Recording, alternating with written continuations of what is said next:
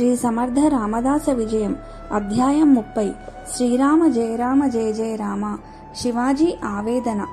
పరళీకోటలో నివాసానికి ప్రార్థన. విద్యాసాగర, ఒకసారి శ్రీ సమర్థుల వారు కళంబ గ్రామం ప్రక్కన గల అడవిలో కొండగుహల వద్ద ఉన్నారని వెతుక్కుంటూ వచ్చారు శివాజీ. శ్రీ సమర్థుల పాదపద్మాలకు నమస్కరించారు. విజయోస్తు అని శ్రీ సమర్థులు దీవించారు. ఏమిటి శివబా, ఏమి విషయం ఇలా వచ్చావని ప్రశ్నించారు. గురు మహారాజ్, తమ దయ కొరకు వచ్చాను అన్నారు రాజావారు. నీవు శ్రీరామనామస్మరణం చేస్తున్నావు. నీ బరువు బాధ్యతలన్నీ శ్రీరామచంద్రులు చూచుకుంటున్నారు. నీవు ఎటు వెళ్ళినా ఆ రఘువీరుడు నీకు విజయ పరంపరలను చేకూర్చుతున్నారు. ఇంకేమి కొరతయున్నది అని సమర్థులు పలికారు. శివాజీ గారు, నిజమే గురుదేవా, తమరన్నట్లు అన్ని విధములా గురుదేవుల దయ వలన విజయము సిద్ధిస్తున్నది. కానీ నా మనసు మాత్రం ఆ రాజకార్యముల యందు విముఖతను పొందుచున్నది. గురు దర్శనము, గురుపాద సేవ లేకుండానే జీవితం గడిచిపోతే ఎలాగా అని నాలో అశాంతి కలిగిస్తున్నది. హే సమర్థ సద్గురు, మీరు నన్ను ఈ విధంగా అన్ని విధాలా సంరక్షణ చేస్తున్నారు.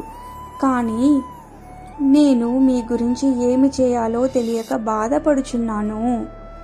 తమరి అడవులలో సంచరిస్తూ ఉంటే మాకు రాజభోగాలు అనుభవించుట తగునా? ఏది ఏమైనను తమరికి ఏ విధంగా కావలనో ఆ విధంగా నివాసయోగ్యమైన అన్ని వసతులతో కూడిన మఠ నిర్మాణం చేయించెదను. తమరి దర్శనం నిత్యం కావాలని మనసు కోరుతున్నది. పరళీలో కోటను పునర్నిర్మాణం చేయించి సకల భద్రతల ఏర్పాటు చేసేదను. తమరు గనక అచట నివసించే పక్షంలో మా కోరిక నెరవేరుతుంది. ఇందుకు తమరి ఆమోదం కావాలి అంటూ ప్రాధేయపడి కళ్ళ వెంట నీరు పెట్టుకొనుటను శ్రీ సమర్థులు గమనించారు.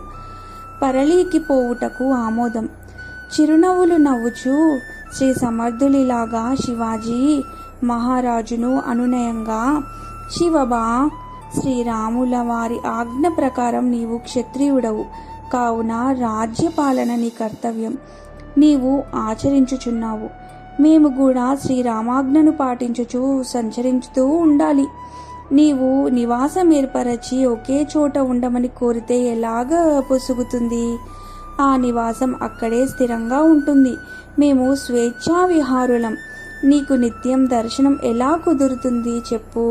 నీవు ఇలాగ కోరడం మంచిది కాదేమో, యోచించుకోమన్నారు. శివాజీరాజు, గురుదేవ్, మమ్ము తమరు ఏమన్నా తిట్టినా కొట్టినా పర్వాలేదు.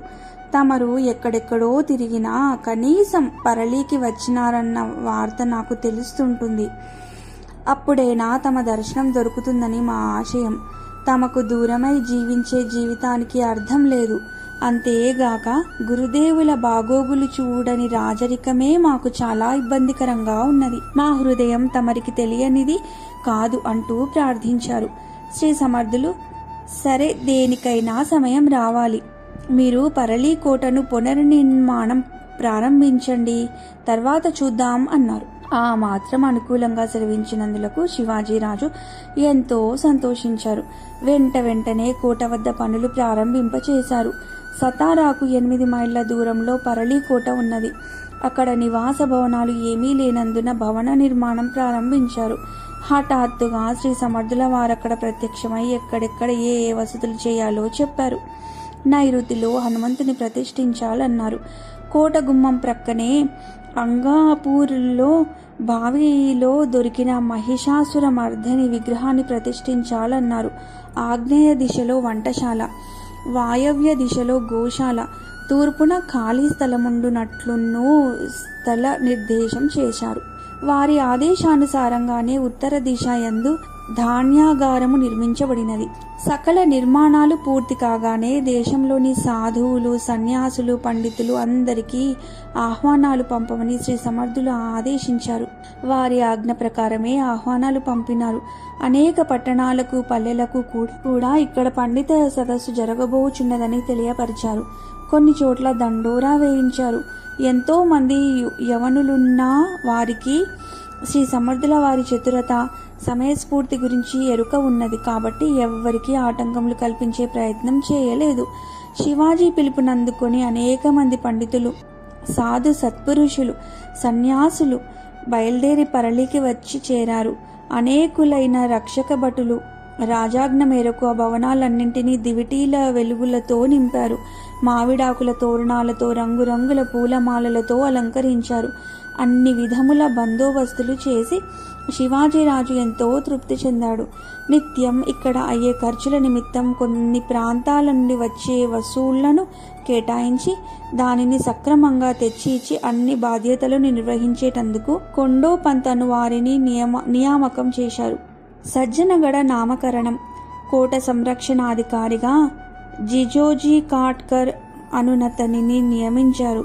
వీరుగాక కోట క్రింద ఉండే కాపలాదారులు, ప్రజలు అందరూ శ్రీ సమర్థుల ఆజ్ఞాపాలనలో ఉండాలని నిర్ధారించారు.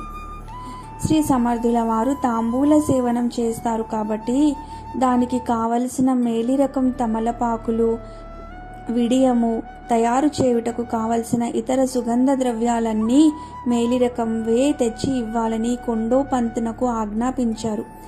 ఏ వస్తువునకు ఇక్కడ లోటు రానివ్వకూడదని నిబంధనలు ఏర్పరిచినారు. విద్యాసాగర, దూరాల నుండి వచ్చిన సాధు సత్పురుషులందరికీ ఘనమైన స్వాగత సత్కారాలు జరిపించినారు.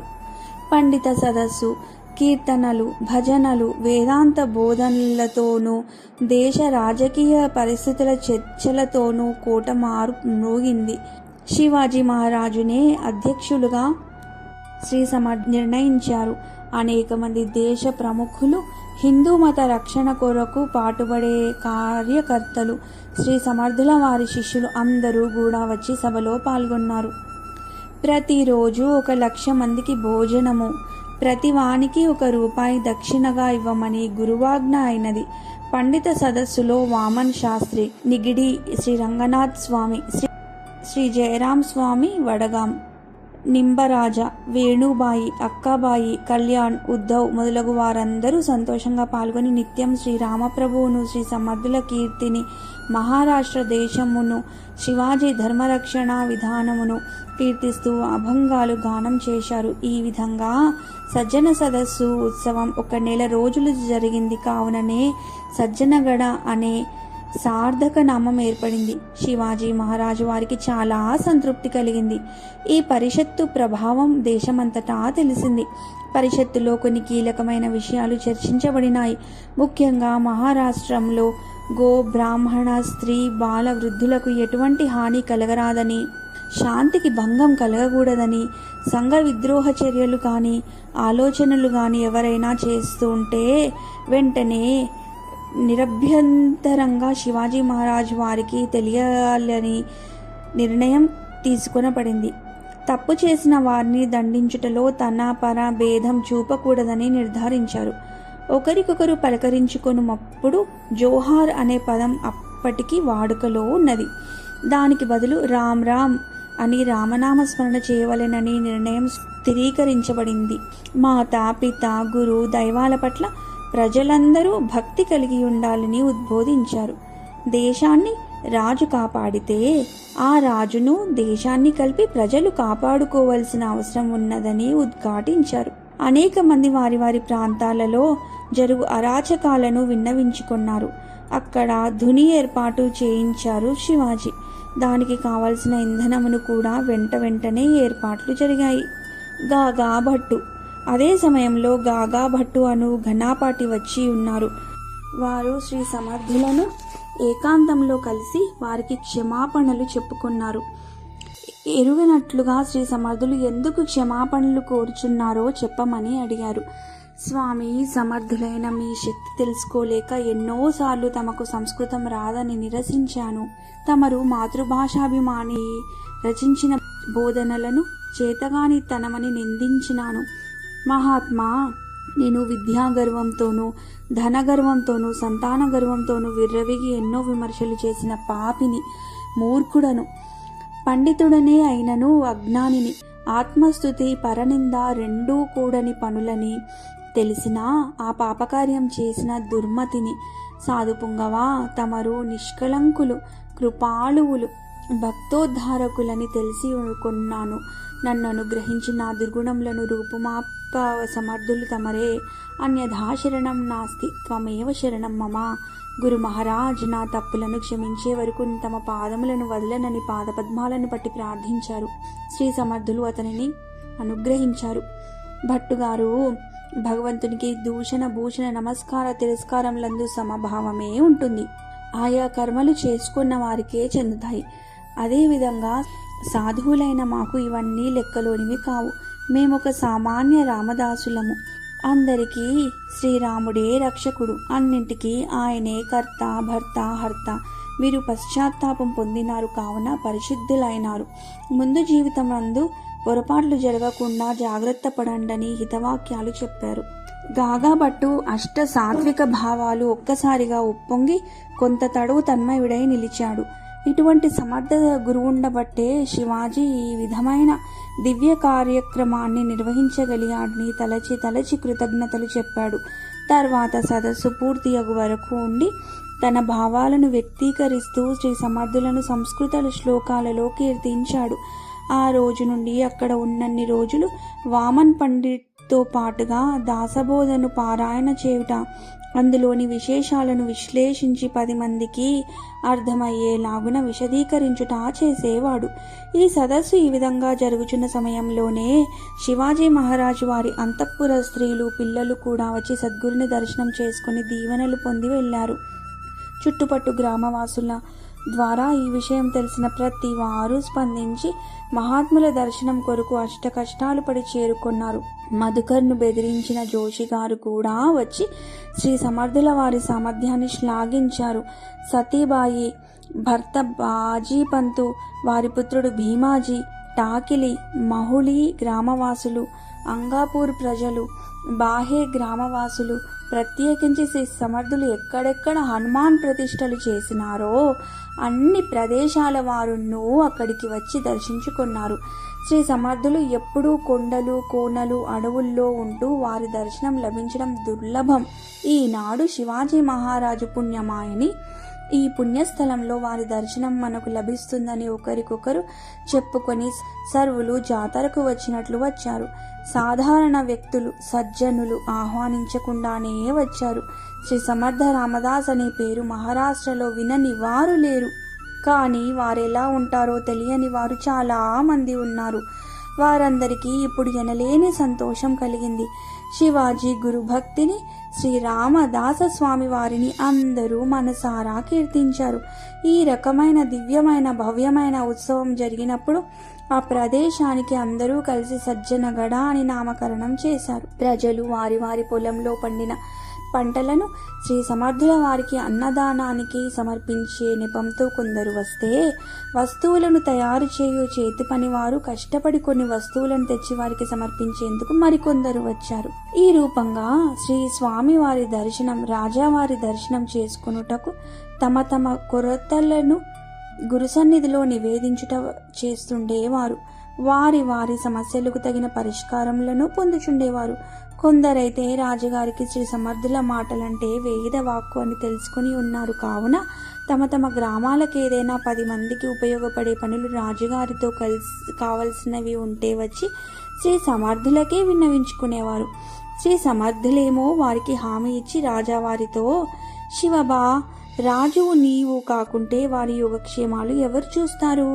నీవు వారికి మేలు చేస్తే నాకు సేవ చేసినట్లే భావిస్తాను. ఈ ప్రజలంతా నీకు ఎలా బిడ్డలో నాకు కూడా అలాగే బిడ్డలు కదా అని బోధించేవారు. వెంటనే రాజావారు ఆజ్ఞలు జారీ చేసేవారు.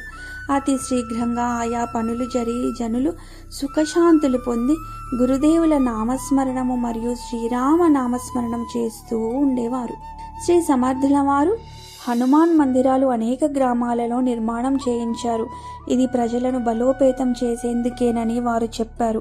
ఇంకా కొన్ని గ్రామాల వారు కూడా ఇది తెలిసి వారే నిర్మాణం చేసుకుని శ్రీ సమర్థుల వారి చేతి మీదుగా విగ్రహ ప్రతిష్టలు చేయించుకున్నారు అని తెలిపి శ్రీ నిత్యానందుల వారు అతిశయించిన ఉత్సాహంతో నామస్మరణలు చేశారు.